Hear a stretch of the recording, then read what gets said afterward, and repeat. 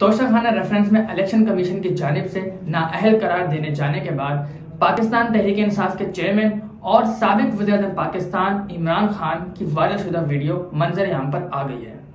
आखिरी इत्तलात के मुताबिक इमरान खान ने बनीगारा में इजलास किया है।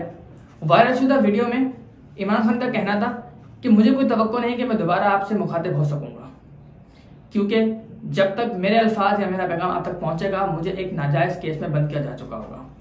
इस वायरल शुदा वीडियो में इमरान खान का मजीद क्या कहना था, आए मुलाजा फरमाएं। मेरे पाकिस्तानियों, जब तक ये मेरे अल्फाज आप तक पहुंचेंगे मुझे एक नाजायज केस के अंदर बंद कर दिया होगा।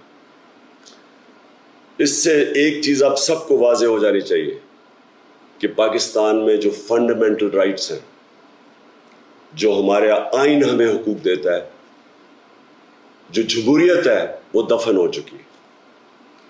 और हो सकता है कि इसके बाद मुझे मौका ना मिले आपसे मुखातिब होने का, इसलिए मैं 2-3 बातें आपसे करना चाहता हूं आज। सबसे पहले, पाकिस्तान की जो कौम है वो मुझे 50 साल से जानती है। मैं पब्लिक में 50 साल से हूं।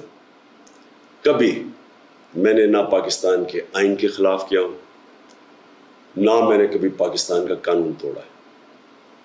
और मेरी हमेशा, जब से सियासत में आया, मेरी हमेशा कोशिश हुई कि मैं जो भी अपनी जद्दोजहद करूं वो पुरअमन करूं, आइन जो मुझे हक देता है पुरअमन एहतजाज का, उसके बीच में रह के करूं।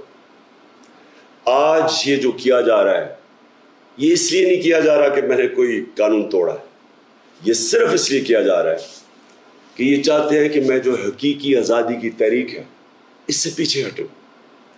और ये इसलिए किया जा रहा है कि ये करप्ट चोरों का टोला, इंपोर्टेड हुकूमत जो हमारे ऊपर मुसल्लत की गई है, ये चाहते हैं कि मैं उसको कबूल कर लूं। मैं आज आप सबसे अपील कर रहा हूं कि आपको अपने हकूक के लिए, अपनी हकीकी आज़ादी के लिए सबको निकलना पड़ेगा। कभी भी किसी कौम को प्लेट में आज़ादी नहीं पकड़ाई जाती। आज़ादी के लिए जद्दोजहद करनी पड़ती है, जहाद करनी पड़ती है, मेहनत करनी पड़ती है, और वही कौम फिर उसको अल्लाह तोहफा देता है आज़ादी का।